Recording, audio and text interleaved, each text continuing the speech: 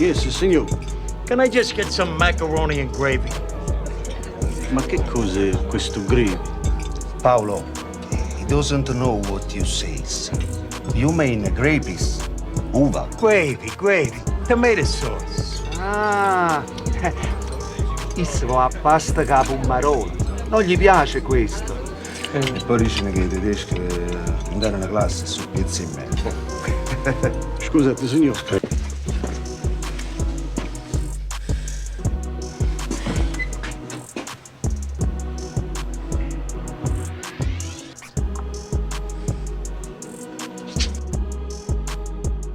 Ayo, DSP, projecting here with some found footage of how DSP would be treated if he ever went to the motherland. After watching the whole cake saga, I'm starting to think DSP is not only not Italian, but he doesn't know anything about Italy or anything about the Italian culture.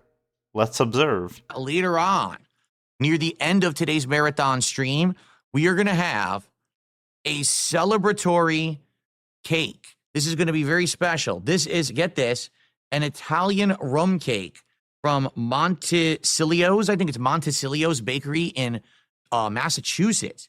It was flown across the country to be here today. It arrived a day late, but it's fine. It's in my refrigerator. It should be okay. It is an Italian rum cake, which is sponge with layers of chocolate and vanilla pudding soaked in rum. So it's an alcoholic cake covered in frosting with cherries on top and chocolate shavings as well. It looks really good, and I'm going to have it here live. If I can actually cut the cake on stream, I will, but I don't know about the viability. I don't know how solid the cake will be. That's why we got it in the fridge right away when it arrived yesterday, because I wanted it to be a solid cake. So we'll have to see.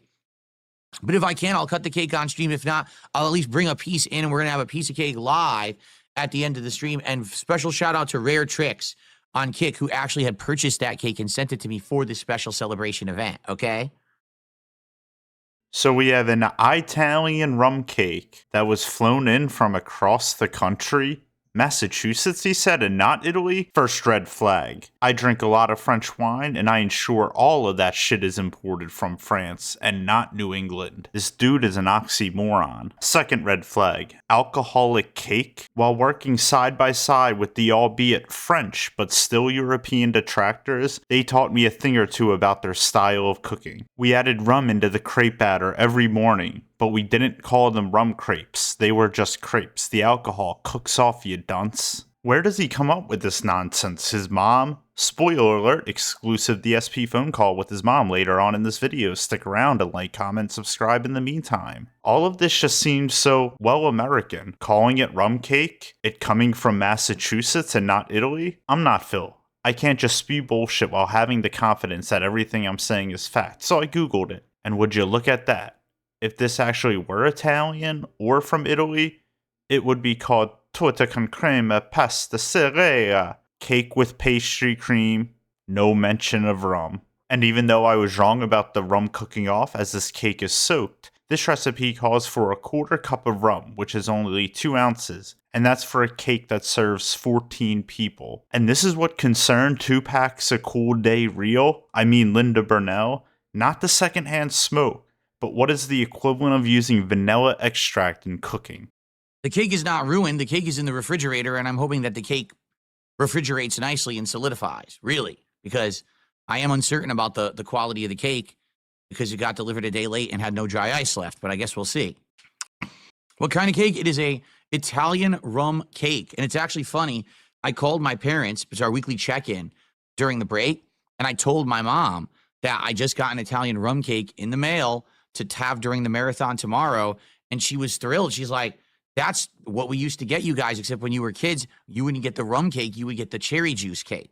So basically, it's the same cake that I'm going to have during the marathon is the cake that I would have for my birthday when I was a kid, but it has rum in it instead of cherry juice, because as a kid, you're not going to drink the rum, right? You're not supposed to do that. So it's the same exact thing. She was actually very excited. She was like, wow, does it have the pudding inside? Yes, it does, Mom. And then she says, well, does it have the stuff on the outside? Does it have shots or nuts? I said, honestly, I don't know, because it's surrounded by a ring of cardboard that we didn't remove yet. I'm going to be honest, it probably doesn't have that. But, you know, I remember it used to have that when I was a kid. We used to always get the the chocolate shots because I loved chocolate. So we always got the chocolate flavored shots. Can you get drunk off of the cake? No. Even if you ate the whole thing, you wouldn't get drunk. Yeah. So what we would do, instead of getting the rum version of the cake, my mom would order it from the Italian bakery with cherry juice instead. So they would seep the cherry juice into the layers of sponge so the sponge would look pink and it would taste like cherries. It was really good.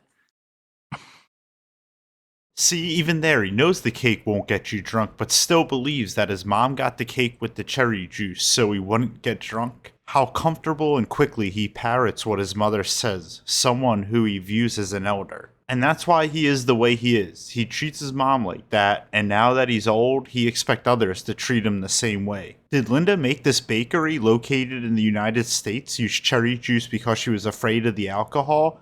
Or was she sneaking gout medicine to her little gouty boy without informing him of his condition? Or maybe she's just dumb, like your son who loves to exclaim how Italian he is. Phil, where's your Italian passport? When's the last time you've been to your homeland, spoken to your family that's still there?